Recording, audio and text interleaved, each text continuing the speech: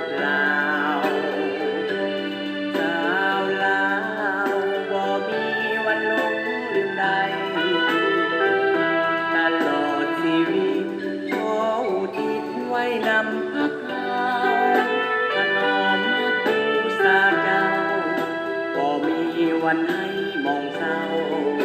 พักเอ๋ยจงเจริญ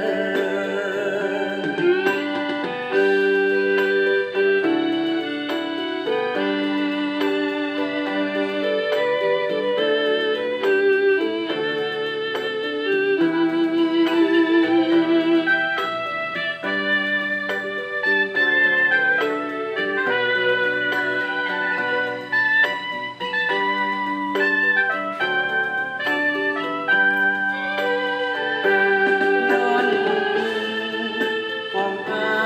ป่าสาชนปฏิวัติลาว